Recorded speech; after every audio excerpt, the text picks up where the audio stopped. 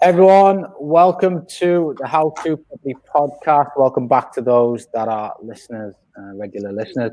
Today is the first of hopefully many live interactive shows. So I have Nic Clark with me today, and we're going to go through what he's been up to in property and how his journey has taken him.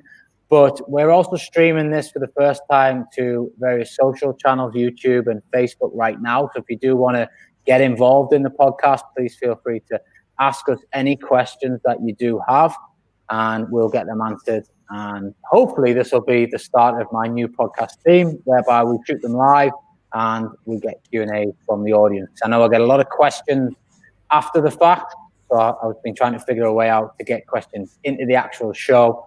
So here we are, live and interactive. Nic, welcome. Thank you very much for agreeing to come on board. Oh, you're welcome, Ryan. Thanks very much for having me. So I appreciate it. Cool. So you have a bit of, I've been doing a bit of homework on you, and as I do with all my guests, and you have a bit of a niche whereby you kind of go after a certain professional, a certain profession is the right word, and you kind of make their property journey as hassle-free as possible. Yeah. Do you want to just tell us a bit more about that? Because it sounds amazing. Yeah, so I've been in property for about 8 years. We started off with no money, so I didn't have family members I could take angel finance off or anything like that. So I started sourcing properties, and just over the years, we very, very much specialized, and we got very niche on like who is our ideal client, like who do we actually want to work with, and we've dealt with many people from many backgrounds, people with virtually no money, raising money, getting started in property, to people who've got millions in the bank, and we just literally building a portfolio for them. And we've had clients for 8 years with that's just buy continuous offers. So we specialize in busy professionals who simply just don't have the time to build a portfolio. They want to build a portfolio so they can enable themselves to be able to start replacing their income, so they can redefine their retirement one property at a time. We take care of the whole process for them, from finding the properties all the way up to the lettings properties, the whole process for them. So it can just be completely hands-off. So we don't deal with like hundreds and hundreds of clients because we like to be personally hands-on. But as we've expanded over the years, we've got quite a big team to be able to do it, and we've got a lot of recommendations that come to our way. We've only actually been marketing for about 1.5 years actually, for new clients. Most of it's just been referral based from what we're doing from there. But that's the gist of it really. So I just found like niching down has just really worked for us. There's no point in you trying to be a jack of all trades. We specialize in, for our clients that we source two strategies only. For our personal portfolio, we do buy-to-lets, HMOs, commercial conversions, and flat conversions as well. For our clients, we do buy-to-lets, HMOs. That's it. Keep it nice and simple. Yeah. And do you have a typical profession that seems to, I know you on your website, you talk doctors, dentists, etc. Have you found that you've ended up kind of going down one sort of avenue a bit more than any? Yeah, so I've actually got a lot of surgeons, a lot of doctors. So we've got 1 or 2 dentists, lawyers as well. So we deal with maybe clients from Hong Kong, Singapore. So we specialize in that. I would say 95% of our clients are international based. We've got clients from like Hong Kong. Our main ones are Hong Kong, Singapore. We've got Australia, Sweden, South Africa as well. So we just kind of specialize in that niche. It's very complicated. There's so many challenges that a non-domicile, non-resident can have. But yeah, as for a specific type of profession, doctors and surgeons, and it's quite weird. We've got a client, I've got one of our clients, he's a surgeon based in Hong Kong, and he's like, I'm just between surgeries, like, here's the answer to your question. It's like, they're so efficient, which is great. Yeah. And are these expats that have gone out there, or are they like Hong Kong residents, born and bred there, and they just want to invest in the UK? Yeah, so a bit of mixture, mostly born and bred in Hong Kong. Where they have to set up limited companies, we sort out all of that for them. Bank accounts are the biggest challenge in the UK, getting set up UK bank accounts. So But yeah, we pretty much sort all of that out for them so they can be able to be as hands off as possible. Really. Yeah. Okay. Cool. And is there any specific locations that you are migrating towards within the UK, or do you just hold in one location, or? 2 locations, strategy driven purely. So buy-to-lets we do in the northeast, and HMOs we do in the northwest. So we've been just like anything. I mean, anybody who's getting into property, you know, the biggest mistake that a lot of people do trying to get into property, whether they've got no education or experience, or they buy a property and then they try and do something with it. You've got to, what is your strategy? What's the area that works for that strategy? And then property. So we can, like, where our buy-to-let area main is, say in the northeast, then you know, around Newcastle sort of area, then basically you can't really do HMOs in the areas that we're doing for buy-to-let. So we looked like where are the good kind of HMO areas where people are not really talking about, you know, it's not too saturated. So we always do market research for HMOs, which is important. Mm-hmm. Mm-hmm. Yeah. Cool. And what did you do before all this? So before this, I actually worked in a call center. So okay. I was managing a call center. I won't mention the company. Everyone will know it. It's a mobile phone company. Yeah, I've done that before. So I was managing teams of about 30 people beforehand. And yeah, so it's completely not property driven at all. But obviously got some managerial experience there as well. Yeah. Okay. And what was the aha moment, leaping factor moment? What made you jump ship? Yeah. So everyone's got a tipping point, haven't they? So I think, yeah, for me, really, I was going through. There's a lot of things that happened with my mum and dad personally. They unfortunately, I seen them lose the house and stuff like that due to my dad's ill health and that. And it was kind of, it was around, I think it was about 21, 22. I basically got asked to help them out financially. And, you know, I love my parents massively. And, you know, they've done so much for us. Moved from South Africa in 99 and just, you know, gave us a good foundation.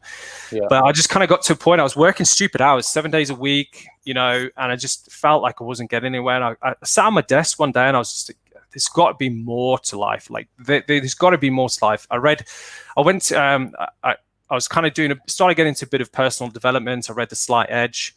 That really got me into personal development by Jeff Olson. Great book, if you haven't read it. And then I ran out of books. So my mom actually had like a bookshelf of personal development books, and there was Tony Robbins, like kind of, I think it was, what is it? Personal Power, I think it is, or something like that. It's one of his audiobooks. And I started listening to it. And I ordered a book called Rich Dad Poor Dad. And then, they kind of. Everyone's read that one. Yeah, everyone's read Rich Dad Poor Dad. So it's a good book, great book. It's a great book, yeah. So I actually bought it because I thought, like, I actually wanted to invest in stocks. And the reason why I invest in stocks is I didn't have money. So I thought, I'll invest in stocks. I'll raise money that way there. And obviously read the book and that totally changed my mind. I was like, okay, fair enough. So, but yeah, that was kind of the tipping point. I was sitting at the desk and I was like, there's got to be more to this. And I just kind of was burning myself out. And I thought that I don't want to be in the same position my mum and dad were in. I wanted to really make sure that I set, you know, change this kind of generational kind of thing. You know, I just wanted to change that pattern.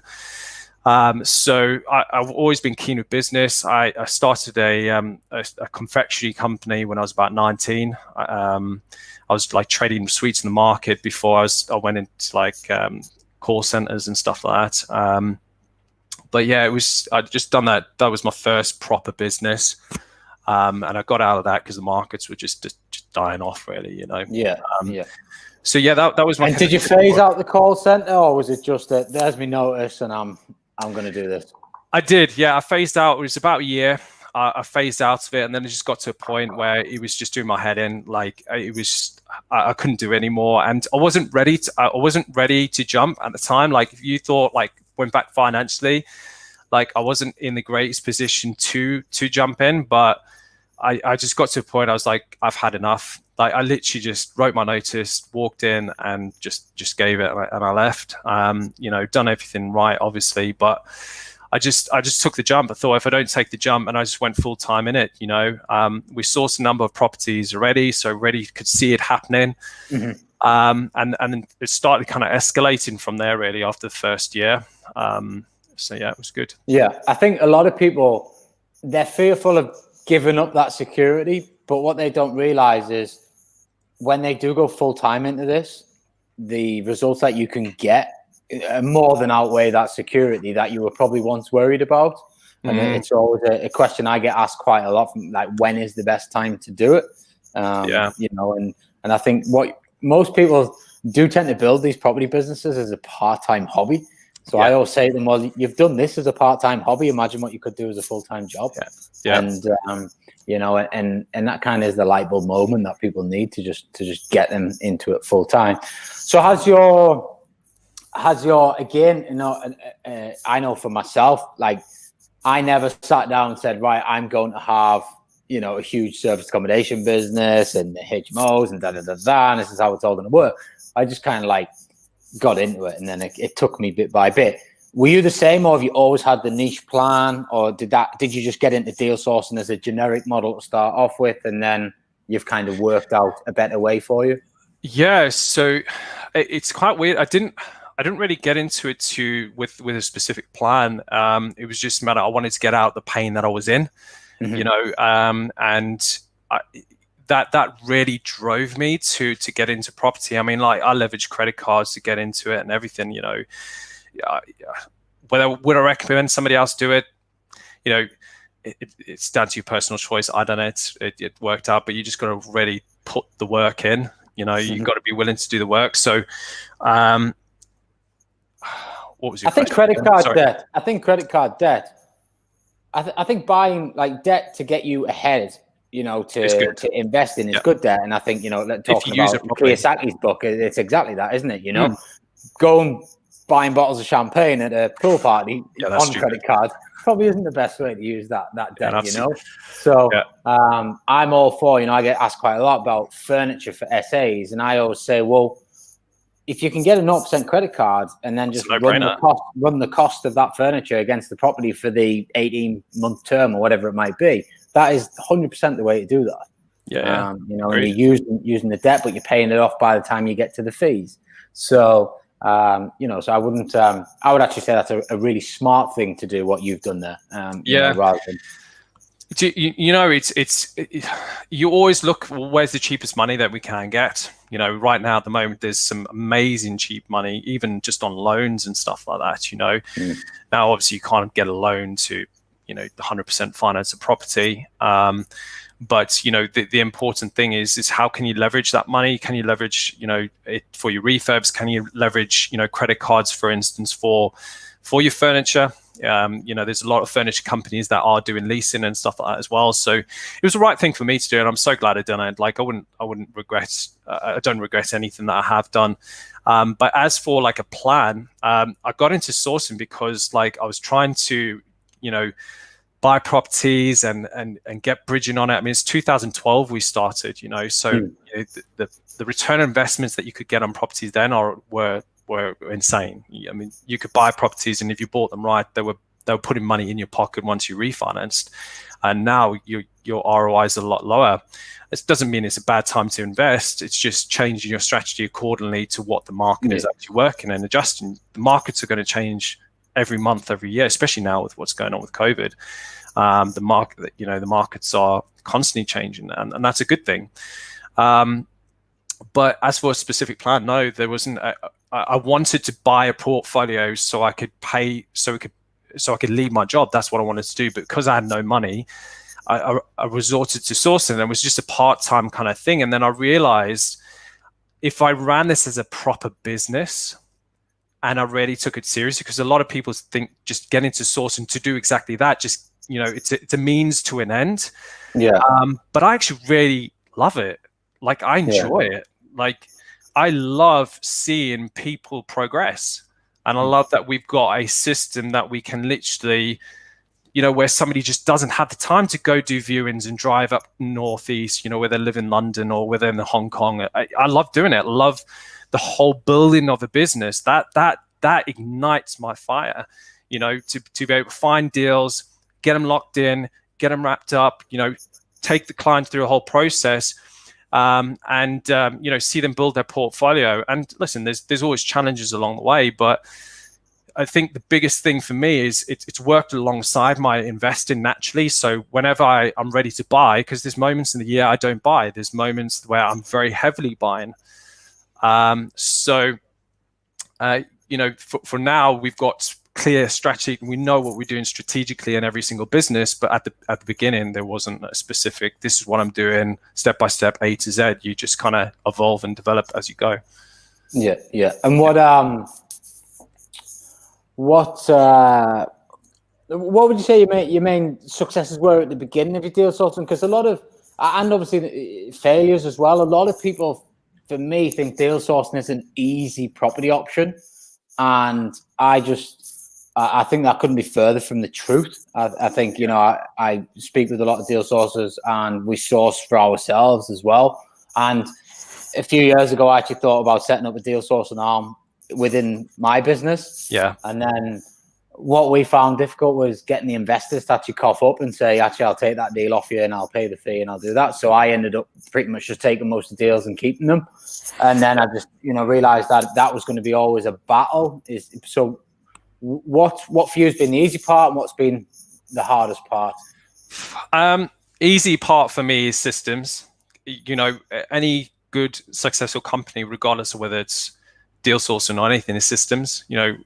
Building systems behind it, processes. To be able to work yourself out of the company, but also just tightening things. Like every time a challenge happens, like every time a problem has occurred or a challenge has occurred, it's having the discipline to turn around and say, okay, cool. What went well in this? What didn't go well? How can we improve? What process can we put in place to make sure it doesn't happen again? Yeah. And deal sourcing is not easy. Like it's, if you're willing to put in the work, yes, it's I've got a saying, if you do the work will take care of you. Okay. And the problem is that a lot of people, they want to buy their own properties. But they see deal sourcing as as taken away from their goals, and they have that internal conflict. And sometimes that means that if they're trying to sell something, they actually really want to buy something, but they're not putting the right intentions to actually sell that. So we're very clear on what we're actually buying and what we're sourcing. And I think that helps massively. I think deal sourcing, it is hard. It's not easy. Anything in property is not easy. Anything worse going on is not easy. But if you're willing to put in the work, then yeah, it's good. But I think for us, what has worked for us is we just realized we're really good at finding deals, and then we just worked with the clients that we did have, and then we started getting referrals. So clients started speaking to other clients, and it was a lot easier than there. And we just really educate our clients. It's very hard. Like as you said there, like you have people who say they want to buy a property.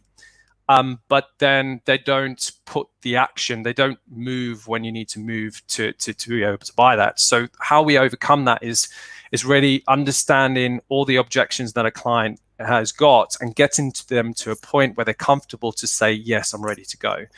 So there's a lot of like work done in the back end that a lot of people don't see. It's about nurturing your client. Like we give like really, I was going to swear there, but I really care about our clients, because at the end of the day, a lot of our clients never see their properties. Like they never do. So there's a lot of trust, there's a lot of faith involved, but we document everything so they can see the properties, what's actually happening with the refurbishment. But a lot of it's just building that trust and getting to a point where they say yes. I mean, a lot of clients make decisions within 15 minutes and then they send reservation fees to our bank accounts. But a lot of that's because we've nurtured them.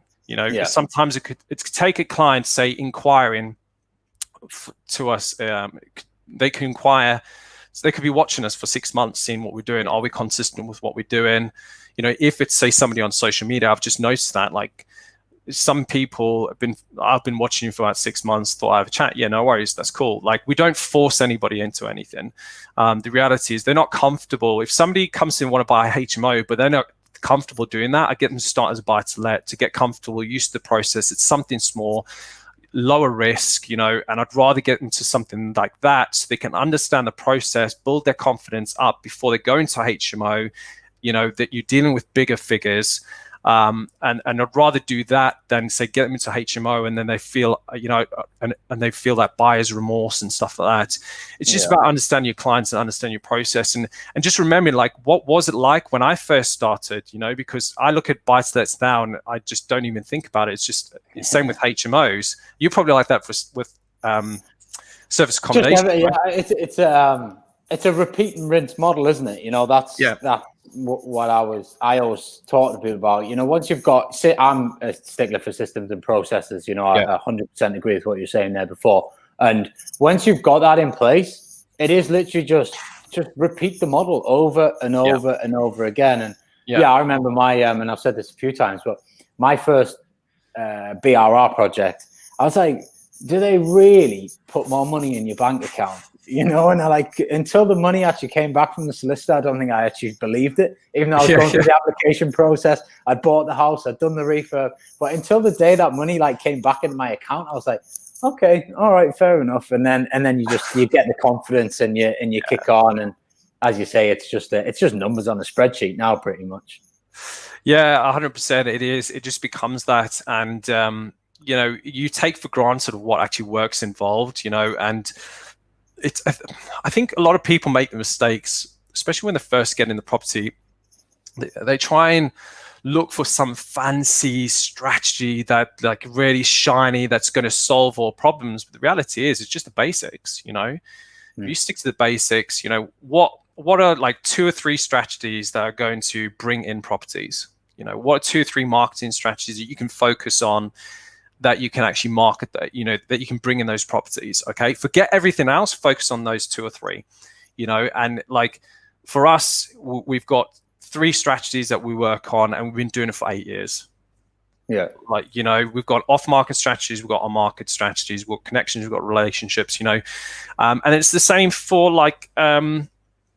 clients. It's about nurturing our clients. Knowing that we actually care about our clients, and again, it's what's one at the moment. We just got 1 strategy, 2 strategies to get clients. That's it, and and it's never stopping. I think the problem that a lot of people is they start. They see progress, and then they're about to kind of get that success, and they stop. They put offers out there, and this doesn't work, and they stop.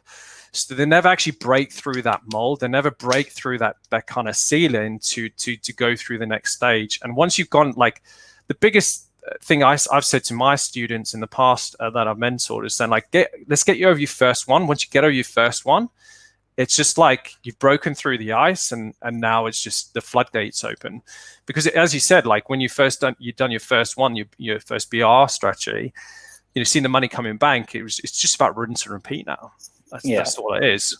So you just get better at it, don't you? So you refine your process of finding deals. So you're not God, I must have gone on over 1,000 viewings in my lifetime, and probably 700 of them I probably should never have gone on. But those 700 taught me a lot about what I should and shouldn't go on now, and and what we should be looking at, what we're wasting our time looking at, and and you're just refining that. And it's the same with your refurbs, your lending, your how you onboard tenants, how you get the properties to market. There's everything just refines better and better, and ultimately, as you say, once you push through that barrier, you just get better at your processes. You have hiccups along the way.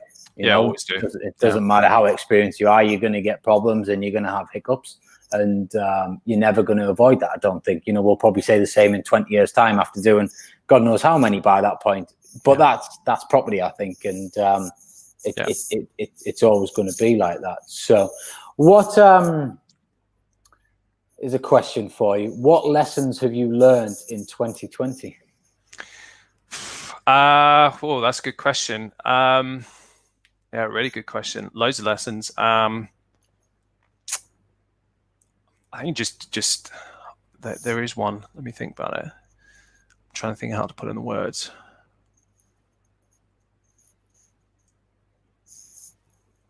Yeah, I think the biggest one for me is I remember when lockdown happened, and that the first one, And I sat there, I was like, I can't believe the government are doing this. I mean, I could understand like from a health thing with the knowledge that I had at the moment, but I was sitting there, I was like, this is crazy.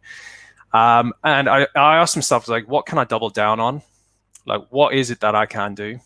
Like, I'm not going to sit here and accept not being able to do anything, right? So I think from a lesson point of view is you're always in control of something. You, regardless of what the situation, what circumstances are going around you, you're always in control of your destiny. It's about asking the right questions and having faith in yourself to get moving forward. I mean, we came out of lockdown. We slowed down on like properties we sourced. We sourced only probably about 3 properties in lockdown, but then we came out of it and we had our 2 biggest months of the year. Yeah. We had two biggest months of that specific year. I mean, like, I think for me, it's just having a clear plan is so critical. As for a lesson 2020 is like, yeah, I would say regardless of what the situation around you, there's always something you can control. And 100% is that's mindset. Like, if you're in the right mindset, like, I don't care what's going on. There could be a war going around you, and it's about, like, it reminds me of, do you know like lighthouse, and there's a storm coming and you stand in there and there's a storm happening and these waves are hitting the lighthouse. The lighthouse stands strong, stands certain. It's, it stands there because the lighthouse has been built to basically handle every single weather that comes to it. Okay. And that's where it comes down to our mindset. Like, your mindset, like, regardless of business strategies or anything like that, if your mind's not right, if your mind is not aligned with, and you don't have the right mindset from a clarity point of view, from a, I've got this point of view, and just being a certain point of view, and just literally blocking out everything that's going around you, taking a step back and saying, right, okay, what can we actually do? What is it that I can actually do now? How can I pivot? What is the quickest way I can pivot this business? If I have to change my whole business model, I'll change my whole business model. And that's the thing, is I think a lot of people didn't know what they could do. Now, I was lucky. I was getting mentored at somebody at the time. I think it was just on literally like business development and stuff like that in the States. And he's actually connected to Tim Ferriss, and Tim Ferriss said, listen, this is going to happen. And he said, listen, you need to put a crisis plan out. And we put a crisis plan in place about 3 to 4 weeks before lockdown actually happened. So when talks were in, like, we had Hong Kong in lockdown, we had Singapore in lockdown, so I could see that with my clients. China was in lockdown already. We could see it potentially happening in other countries. And the biggest thing was, like, we put a crisis plan in place. So if it did happen, what were steps 1 to 10 of everything we needed to do to get ourselves so we could literally be prepared for it. And number 1 was clients. Like, we focused most of the time. I had literally 1 team member, and all they did was focus on all clients. We had properties that were in conveyancing. We had properties that were through project management, and communication was number 2. Like, and having that crisis plan is in place, and it really put us to good stead, because when the second lockdown happened, we thought, right, okay, well, that crisis plan worked. We reviewed it. We've improved it from our experience based off that. Okay, we just execute on that now. Let's keep going on. Now, last lockdown wasn't as bad as the first, but yeah, definitely, I would say that's probably my biggest lesson, is having a crisis plan in place for what's the worst case scenario, and be okay with just letting go of everything that you're doing at the moment, and your willingness to pivot as quickly as possible. Yeah. I think you saw that a lot with the serviced accommodation industry, for sure. Yeah, everyone went from thinking it was easy just to advertise on Airbnb and you got your places full, to Airbnb turning the tap off and everyone panicking like mad and like, shit, what do we do now? But luckily for us, we already had a direct booking process in place to bring contractors in and do what everyone is doing now. And but there were a lot of people who did suffer because they didn't have those processes in place beforehand, or they didn't have the ability or willingness to pivot and find the information out and start putting that in place for their business. So, question I've got is, why do you obviously not engage in serviced accommodation? Well, we did do it actually. We'd done it a couple ago. We just haven't. We had. So my partner had a building that she developed and was managing after a couple of years, and we literally had about, I think it was 13 units across 2 floors that we managed, and yeah, it was good. I mean, it was not bad actually, but we just kind of handed on because she didn't have to manage the building anymore, because it was agreed, it was in part of the sales terms of it, like a 3-year guaranteed rent and that. So we managed 13. Was it 13 apartments? I think it was, yeah, in total, where we'd done service accommodation for that time. But it wasn't, if I'd done it again, I would do it completely differently. It is something I have been thinking about. It is definitely a good opportunity to do if you have the systems in place. I mean, we had it like super tight, like literally we didn't have to be at the buildings. Everything was, we had cleaners, we had processes for the cleaning and stuff like that. So at this present moment, I just haven't had the capacity to do it, to be fair. We've got a lot going on with our HMOs, going in flat conversion, like developing flats ourselves. So it just hasn't been something that I've thought about, apart from the last couple of weeks where I'm just starting to digest the year. You know? So what is what's 2021? What's the goals? What you're planning on doing? Anything exciting? Yeah, so from really pushing a lot more angel finance, so giving people fixed returns, that's going to be pushing that, so we can push into our own portfolio a lot more, develop that. We've already hit about 70% of our pipeline targets for 2021 already for HMOs. So our main focus is going to be sourcing buy-to-lets for the first half of 2021. So basically to get each area into where we're sourcing continuously 4 properties a month. So there'll be 8 properties per month that we're looking to do. We've got the foundations and the systems in place to be able to handle that now. So it's just going to be a lot of marketing really, both for clients and both for properties. So it's going to be a combination of sourcing and then obviously pushing our own portfolio as well. So we've got some other things happening with our own portfolio, some big opportunities. We've got to buy about 40 units in 2 companies next year. That's basically what we're going to be looking at. So busy year next year, really. So, but that's the plan from there. But also just, like for me is just giving some more value out there to the industry, really, you know. There's a lot more I want to up our marketing just from a value point of view, because I think there's a lot of value to give out to the market, you know. Hence the reason we're doing this podcast, you know. If somebody can get one nugget from it, it's happy days, you know. Yeah, sure. Yeah, I think it is a great industry, and I think you can give a lot back, and you know, and there's enough property for everybody to get involved. You're not shooting yourself in the foot by giving that value out and helping other people as well. So we've got a question here from YouTube. Do you tend to buy HMOs size-wise done, or do you tend to buy smaller and convert them into HMOs? So I assume they mean, do you buy 3 or 4 beds and then convert them into 5, 6 with loft conversions, etc., or do you tend to just buy big houses to start off with? Yeah, so we actually we do the first one. So we buy properties that are smaller and then convert them in there. So we've got 4 6-bed HMOs that we're completing on. Well, we're exchanging on 2 before Christmas. One's completing this week and another in January. So those are going to be 2 5-beds and 2 6-beds. So we're converting those from a 2-bed terrace into a 6. So we're having to basically we're ripping out. I'm going to be documenting the whole thing on YouTube, actually.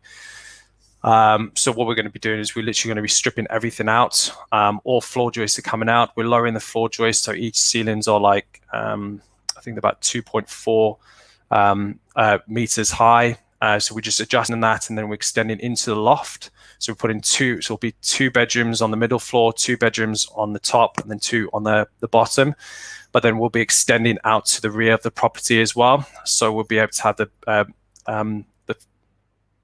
second bedroom, say on the ground floor to the rear, and in the center of the property will be the kitchen communal area. That will be obviously to regulation standards. So we do that, or we'll just literally do, say, a 4-bedroom conversion to a 2-bed. We've also, and then we've got an 8-bed conversion going on at the moment for our personal property portfolio as well. So yeah, we do both really, but mainly we literally take smaller ones and then we convert them there. That's where we can kind of see, get the more volume of properties ready. Yeah, and get the added value, I guess. Yeah, exactly. So I mean, especially if you can go into the 6 beds, you're normally going to get, because we only do en suites, we don't do, say, non-en suites, and every single I think the reason why a lot of our properties have been rented out like this, they've stayed fully let and they get let out really quickly, is we don't compensate on size of bedrooms. So once the ensuite is in, we have to be a net space of 10.2 square meters in size from skirting board to skirting board. So where a lot of people compensate on side, we just have a zero policy in what we do for a single bedroom. We just we may, if we can't, we'll come down to like 9 square meters, but it'll be really if we can get away with it. But for us, it's just making sure that we stick to that size, because what we find is that rent out's super quick. They feel homey. They don't feel like you've just kind of carved up a house for the sake of carving up the house. So we'd rather have, utilize that space in some other way than have a single bedroom. And would you take a bedroom out to make the rest of the bedrooms fit that space? Yes. Yeah. Well, it's for some people, they'll maybe thinking they're like, that's just stupid. You might as well just have the single bedroom there. But for us, it works. We have 100% occupancies on our HMOs, because they literally we don't compensate on size. Like, we know the smallest bedroom is going to be 10.2 square meters. Yeah. They're all double bedrooms, all double beds in there. You can move around nicely, communal areas, nice and spaced there. But, I mean, I've personally stayed in those HMOs just to kind of get a feel for it and how it is to kind of live in it for a week or so. Yeah. Just so we can get feedback, and also getting feedback from our tenants, like what works for them, what doesn't work for them, what would they prefer. Like, there's no point as in any business owner, what's the point of assuming something? Go straight to your consumer, find out what they want, and see if it's viable to give them what they want, really. Yeah. Cool. Emmanuel says, it's a breath of fresh air to hear Nick say everything is an ensuite. So many more people need to do this. I did this from day one on my HMOs and they feel much faster. 100%. So, yeah, exactly. Yeah. So, I think where people are struggling in the HMO market, I mean, listen, it depends on what strategy you're doing, right? Tenant profile, we go for professionals. If you're going for social housing sector, for instance, we maybe have a social housing contract or something. You might not do en suites. It depends on your market, but I know in the market we're in, people who don't have en suites, they're struggling. Mm-hmm. Mm-hmm. Okay, yeah. Cool. And you mentioned Northwest. Are you sort of everywhere, Liverpool, Manchester? Yeah, kind of Liverpool, Manchester sort of area. That's where we kind of stay around from there. You can do HMOs in say Newcastle, for instance, Newcastle upon Tyne, but the student market's definitely capped out there. You've got massive, big, those purpose-built student blocks built there. So it's more down to your contractors, professionals, and it's not as lucrative as it was. Mm-hmm. We just find that in the Northwest at the moment, it's working really well for us. Cool. Awesome. Yeah. Have you got any questions for me? Yeah. So what made you go into service accommodation? Is that the main thing that you do? Service accommodation is big, or I'd say we've got 70% of the portfolio is probably heavily engaged in that, and then we have obviously the diversification into HMOs and single lets. Yep. So we kind of cover the full spectrum. I'm hoping I want to do a conversion this year, maybe try and buy a pub or something and convert it into 5 or 6 flats. But then I would run them as a service accommodation blocks. I do think blocks work really well. So that's kind of on the cards for next year. What made me go into it? and as I said earlier, I never planned to do anything that I'm doing right now. I kind of just, I didn't have a pension, so I was like, I need to start doing something. Yeah. And I basically had a 1-bed flat and I couldn't get it rented out. I was having a coffee with my friend and he was like, I do this thing called Airbnb. I rent it out for 200 quid a night. And I was like, all right, tell me a bit more about that. And I literally left there, went to IKEA, bought a load of furniture and went and fitted it all. And that was the start of the service accommodation journey. I had like 3.5 grand's worth of bookings in the first 5 days of listing it. My phone never stopped. And I was just like, this is mental. And I just couldn't understand it, to be honest. Yeah. And so I tried it on another one and the same thing happened, just bookings. And then kind of just never look back from there, really. And now we just diversify into all revenue streams of service accommodation. So, managed, rented, owned, linen and cleaning. We've got all the different elements of the business because it is just kind of plug and play. But then I did start thinking, I'm a bit heavy on this now. I better start just getting a bit of diversification in there. So we started looking at obviously HMOs and more single lets. And not everywhere fits a service accommodation property. I've also found that. I did have some that I had as SA setups and the bookings just weren't coming in. So I just flipped them back to single lets and just, got them rented and they're still rented to the day. So it's all about analysis, right? You've got to you've got to get your analysis right, and if you do it right, then 9 times out of 10 it pays off. Yeah, 100%. What has kind of been that sweet spot for you that's worked in service accommodation, location wise? Do you think? I always say wherever there's hotels is a good sign that it'll work. Those hotels spend a lot of money researching before they decide to open the doors, especially travel inns, holiday inns, that sort of stuff. There's no real, I think you've got to kind of redefine that question and a bit like what you do. What is your ideal avatar? That's kind of what you've got to go for first. And then it's like, what location suits that avatar? And I think this is the thing that a lot of people have struggled with this year is, like, my avatar was always contractors. I kind of early doors figured out that they were going to be better money, less hassle, long-term sort of bookings. So I decided to start investing in properties outside of the cities. Whereas everyone was thinking, oh, well, I've got to have a waterfront property that looks amazing. And, and people will come and stay here rather than going to the Malmaison or whatever. That was never it for me. So that's kind of how I set my journey out once I kind of understood the industry a bit more. And but don't get me wrong, like I've got clients who I work with who they've got stuff in the Cotswolds and the lakes and places like that where you're probably not going to get that avatar, but you are going to get the tourist avatar, and there's going to be huge peak seasons where you're going to make a lot of money, but then there's going to be quite often down seasons as well. So it all comes down to analysis. And if you get that right, you can rinse and repeat the process over and over again. You've got to get diverse, because I would hate to think I just had serviced accommodation on March the 26th this year. I think it was worrying enough without it being like a total panic stations altogether. So, but relying on our market and our avatar pulled us through that. We still got contractors traveling; they were still allowed to work. Yeah. So we were fortunate in that way. Don't get me wrong, we did see an impact. There was no doubt about that. But I actually thought Able had literally make zero revenue on service accommodation, but we actually did quite well. So we turned a profit, which was pleasing. So right. Well, listen, Nic, absolute pleasure. How can people connect with you? I like to put everyone in touch. So how can they get in touch with you? Where do you hang out socially? Yeah, so many hangouts, Instagram, LinkedIn, more Instagram to be fair. So you can get me at Property with Nic Clark. That's NICCLARK.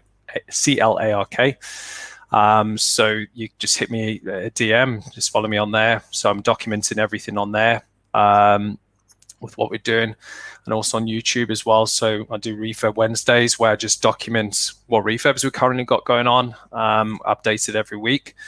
So we've got quite a lot going on at the moment. So I just kind of do one property on a week and give value from that way as well. So otherwise, you can go to JENIC property, so genicproperty.com. And you can book in a call with one of our team if you do want to speak to us about us sourcing new property, or just in general. Yeah, just ask any questions. More than happy to have an open door. Cool, awesome. Cool. And if you have enjoyed the show, please leave us a comment or subscribe, and we'll see you next week as well. Thanks very much, Nic. Thanks very much, everyone. Thanks.